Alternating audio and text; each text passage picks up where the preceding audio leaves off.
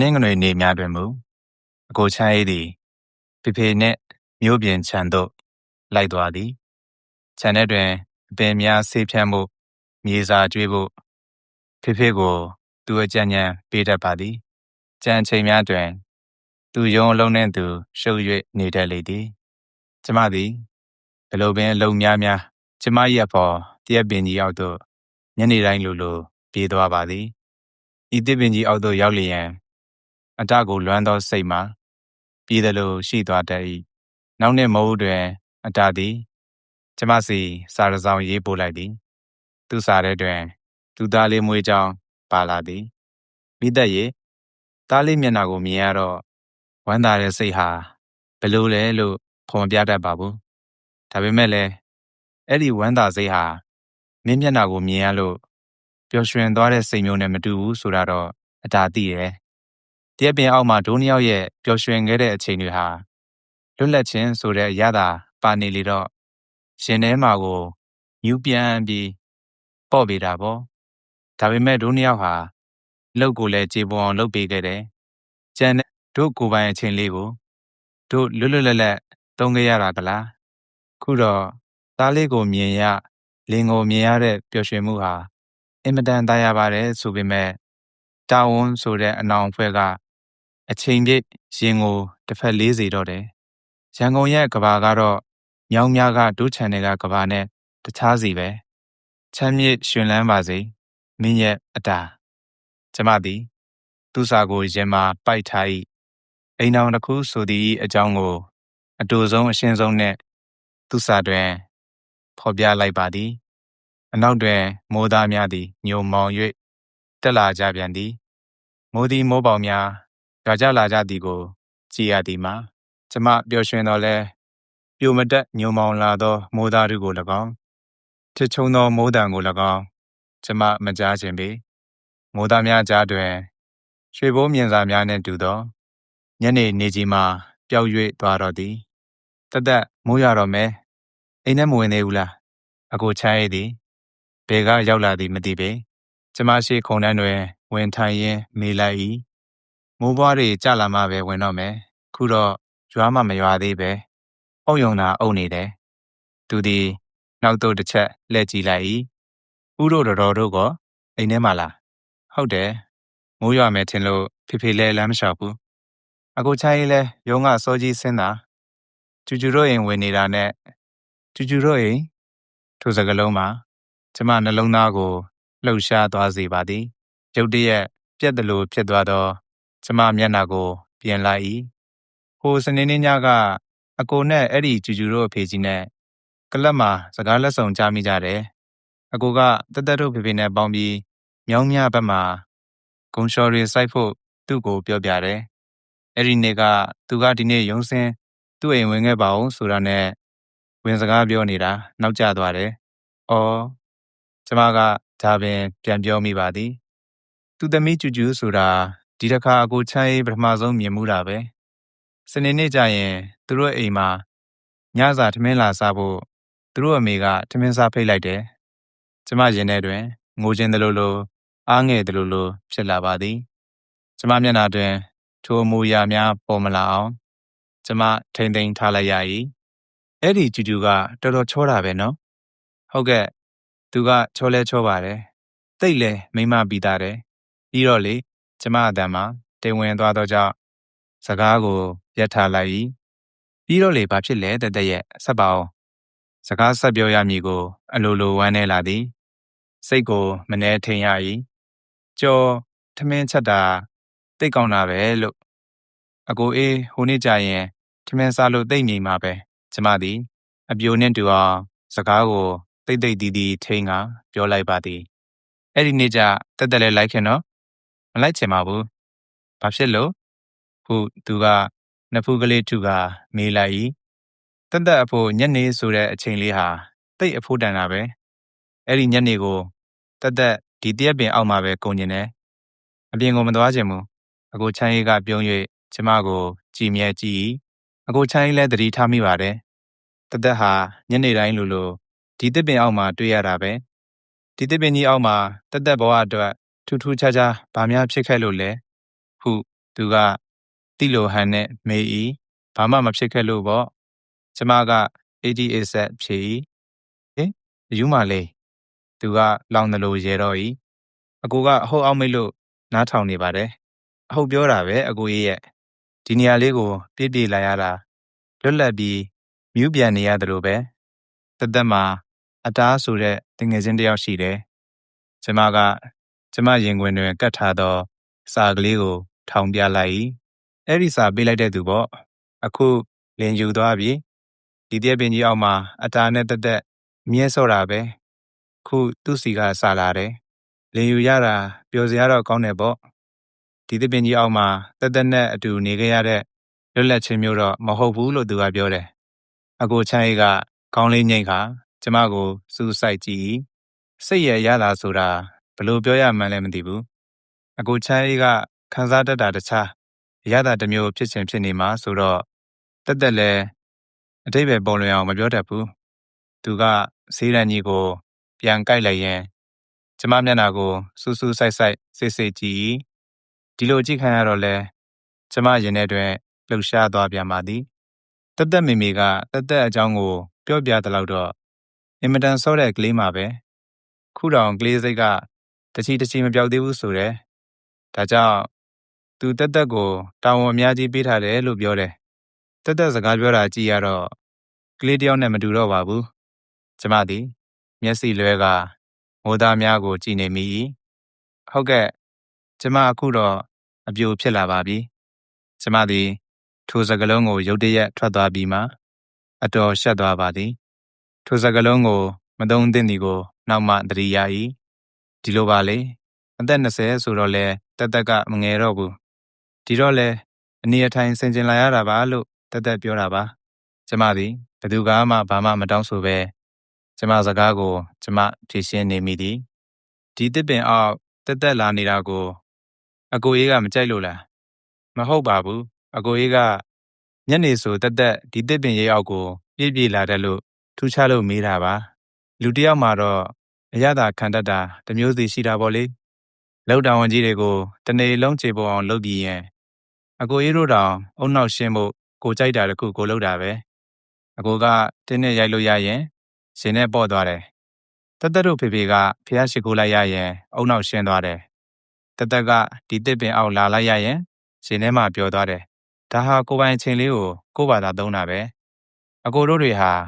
လူပေါင်းဆိုတဲ့မိသားစုမှာအိမ်သားတစ်ယောက်ဖြစ်နေကြတယ်ကိုဘာသာကိုပိုင်ချင်းလေးကိုသုံးနည်းဟာကြံမိသားစုကိုမထိခိုက်သမျှအဲ့ဒီလွတ်လပ်ခြင်းဟာမှန်တဲ့လွတ်လပ်ခြင်းပဲလွတ်လပ်ခြင်းကိုသုံးနည်းပဲအကိုကြီးကတင်းနဲ့ဝါသနာပါတာနဲ့တက်ရောဖေပါအားလုံးတင်းနဲ့ရိုက်မှအုံနောက်ရှင်းမယ်လို့ပြောရင်ဘယ်တရားပါမလဲသူကယခုလိုဆွေနွေလူကြီးတယောက်လိုကျမကိုစကားပြောသောအခါတွင်ကျမစိတ်ထဲတွင်အို၍ဂျင်းနဲ့ဝမ်းသာမိပေသည်ကျမတို့စကားပြောနေစဉ်လျှက်စင်များဝင်းကနေပြက်လိုက်ခါမိုးထချုံလာ၏မိုးကမရွာသေးပေ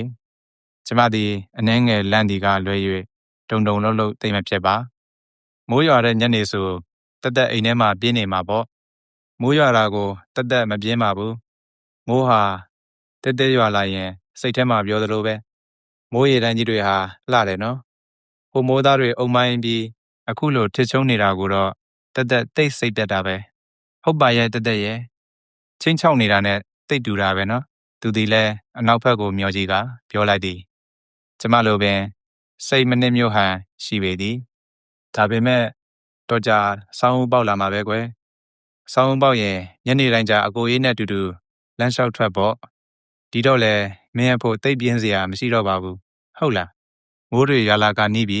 အိမ်ထဲဝင်ကြစို့ရဲ့သူကစကစားတက်ကဆေးရန်ကြီးကိုခါရင်အိမ်ဝဘက်သို့ရှောက်သွားပါသည်ကျမတော့မရွာသေးသောမိုးသားများကိုကြည့်ရင်ကြံရစ်ပါသည်စနေနေ့ညနေပိုင်းတွင်တော့ကျမတွင်နေမတိထိုင်မတိပါအရေးတဲ့မိုးကရွာနေ၍သွားနေကြတရက်ပင်ခြေအောက်ကိုလည်းမသွားရဖေကအကိုချိုင်းနဲ့အတူမမကျူတို့အိမ်သို့ထမင်းစားလိုက်သွားလေသည်ညစာကိုတာမီနှစ်ယောက်ထဲမှုမေကစောစားမိဆို၍ကျမပြင်ဆင်နေပေသည်အပြင်တွင်မိုးတဲလုံး၍ပြတင်းကဝင်လာသောလေများမှာ အထူးပင်စိတ်အေး၍နေလေသည်သားမီးနှစ်ယောက်ထမင်းစားနေစဉ်မိမိပြောသောစကားများကိုကျမကြားလိုက်မကြားလိုက်ဖြစ်နေပေသည်ကျမမျက်စိထဲတွင်မမကြီးအိမ်မှထမင်းစပွဲကြီးဟင်းကွက်များမှာခုံပေါ်တွင်ပြည့်နေကြပေမည်မမကြီးသည်ကြက်တကောင်လေးကို10မျိုးလောက်ချက်တတ်သည်ပြီးတော့သူ့ငှက်တလောက်ပေါင်းမှာအလွန်နာမည်ကြီးသည်သူတို့အိမ်ဘုန်းကြီးစွမ်းကြွေးသို့သွားလျင်ကျမတို့သည်မမကျူ၏ငှက်တလောက်ပေါင်းကိုအထူးရှာတွေ့ပါသည်အကိုချမ်း၏သည်ဗဟင်းတွေနှင့်များစားနေမည်လဲရှာရတာတွင်မကမမကျူကအနားမှထမင်းလိုက်ပေလျင်သူ့အတန်ကတိမ်မွေး၍ကြည်လင်သည်သူ့ကိုရနန်းကမွေး၍မျက်နာကလှလှပပဆိုတော့အိုးအကိုချမ်း၏တယောက်တော့ကျမသည်ဆက်မတွေ့ရဲ့ရှင်ထဲမှဆိုး၍ငိုချင်လာသည်ငါကစကားပြောတာလဲမဆက်သေးငါထမင်းဟင်းတွေကိုမစားမဖြစ်လို့သူစားနေတာပါလေရုပ်ကြတော့ကိုမမကျူကိုငါကဘာမိမလဲသူ့မှာကအင်းနဲ့အားနဲ့ဒုနဲ့လင်တယောက်ကိုရယူရန်အတွက်လက်နက်အင်အားရိတ်ခါအင်အားစုံလင်ပေသည်ကျမမှာတော့အိုးဒီလိုအတွေ့မျိုးတွေ့ရအောင်မင်းကမမကျူနဲ့ပြိုင်ပြီးအကိုချမ်းရေးကိုဖမ်းနေလို့လားဖះကျမစိတ်များသည်ဝမ်းထဲတွင်ကိုဟာကိုမေးကိုဟာကိုဖြေလုံနေကြပါပါကောဤမေကုန်းကိုဘယ်စိတ်ကမေးလိုက်မှမသိကျမတုံ့လုံသွားတော့၏ဟဲ့မိရွှေသက်ထမင်းလိုချင်လို့မေမေတောင်းနေတာဘာငိုင်းနေတာလဲမေမေအတန်ကြောင့်ကျမအတွေးမှရက်သွားသည်ကျမသည်အာယူပြောလိုက်ရတော့လဲစိတ်ထဲမှဝမ်းနေနေပေသည်မေမေကိုကြွေအုပ်ထဲမှထမင်းများခုကပကံထဲသို့ထည့်ပေးလိုက်ပါ၏အကိုချမ်းတို့ဗဟင်းတွေနဲ့များစားနေမလဲလို့သမီးတွေးနေလို့ပါမေမေကျမသည်မှားလဲမမှန်လဲမမှန်သောအဖြေကိုပေးလိုက်၏ဟင်းကွက်တော်စုံမာပေါ့သမီးရဲ့အင်မတန်တော်တဲ့မိန်းကလေးပဲသူ့အမေကြီးမနေ့ကစွမ်းပူရင်တွေ့ကြသေးတယ်သူ့အမေကမောင်ချမ်းရဲ့အကြောင်းမေးလိုက်တာစုံလို့မမေကပြောပြရသေးတယ် BSc စိုက်ပျိုးရေးဝန်တော့တူရီသားမေမျိုးဇာတိကိုကလည်းကိုလူကိုအမွန်းတင်နေသေးတာကိုမမေကအားရပါရပြောနေသည်ကျမရင်ထဲတွင်အခမ်းရဘလို့ခတ်မိကိုမသိလေခြင်းမိသက်ငငယ်တုန်းကစိတ်သာဆိုထမင်းပကံကိုစောင့်ချလိုက်ကနေရာမှထပြေးမိမိခုတော့အင်ဒရီတခွဲသားနဲ့ဟန်လုတ်နားထောင်နေရသည်မှာကပင်မလာသည်တကားသူတို့ကကျူကျူကိုမောင်ချိုင်းနဲ့မန်းတယ်ထင်တာပဲဒီမင်းကလေးကူတို့ပဲညောင်မြကိုပြောင်းသွားတဲ့အရာရှိတွေဟာကျူကျူလက်ရကိုစားဘူးတဲ့လူလိုကြည့်ပါပဲကွယ်တယောက်ယောက်နဲ့ဖွားကြီးကလည်းနေရာကျစေခြင်းပါပြီတဲ့ဘယ်သူနဲ့မှလည်းအစင်မပြေသေးဘူးသူ့အထက်လည်းရောက်ဆက်သူဟတ်သူတော့ရှိမှာပါပဲလေမိဘတွေကြောင့်လားတငယ်မလေးကြောင့်လားမသိဘူးခုထိအပြိုကြီးဖြစ်နေတာဒီတစ်ခါတော့မောင်ချိုင်းနဲ့နေရာကျစေချင်တာပဲ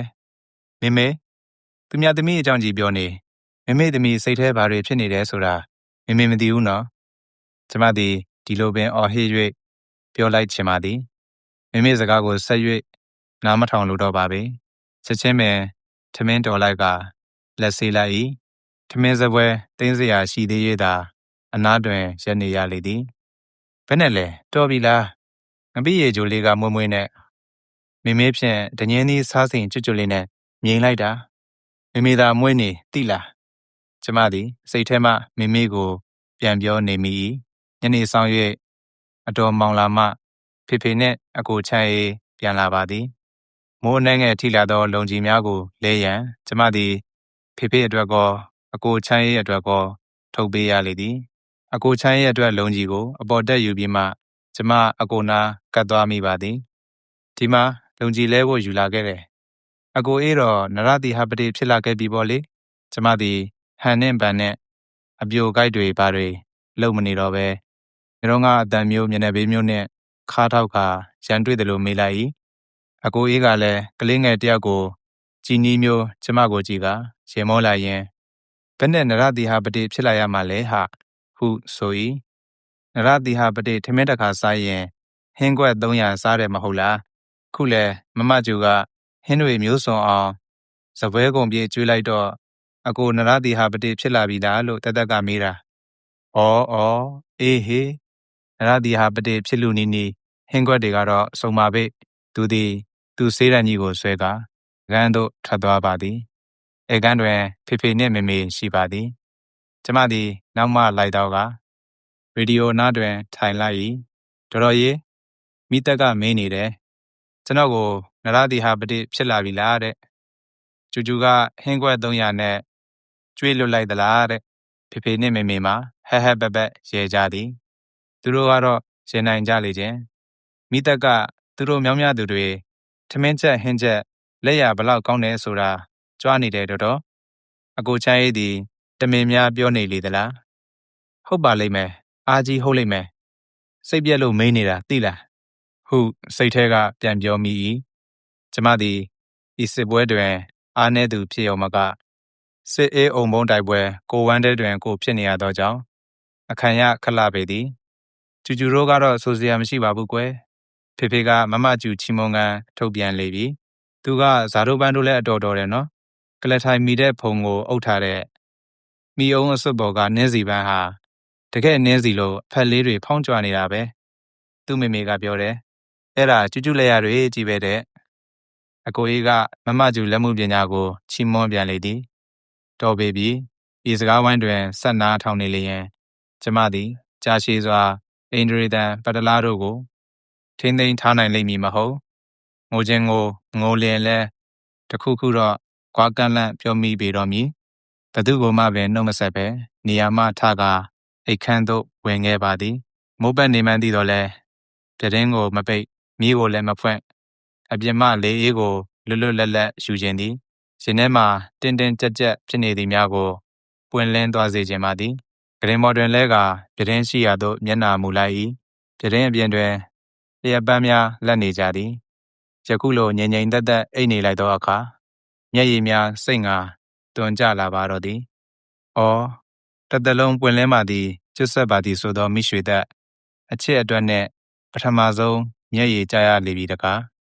နှလုံးသားရှိအကျိုးမွာလေးများကိုကျိုးလုတ်တက်ထားသောကျမ၏အသေးနှလုံးဆောင်းအားပထမဆုံးတိခတ်သူမှာကိုခင်မောင်ဖြစ်ခဲ့ပေသည်ထိုစဉ်က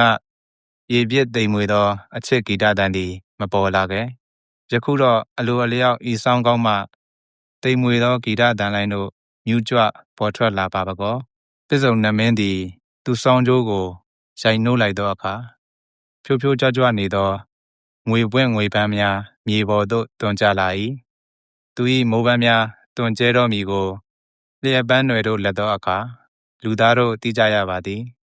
ကျမအသေးနှလုံးတွင်အချစ်ပန်းတို့ပွင့်ကြပြီဆိုသည်ကိုသူသိအောင်ကျမဘလို့လုပ်၍ပြရပါမည်နည်းကျမသည်လျှက်စစ်ပန်းတွေများရှက်တန်းလာအောင်ဖန်ဆင်းတတ်သောနတ်သားနှင့်မိတ်ဖွဲ့ခြင်းလာသည်တကား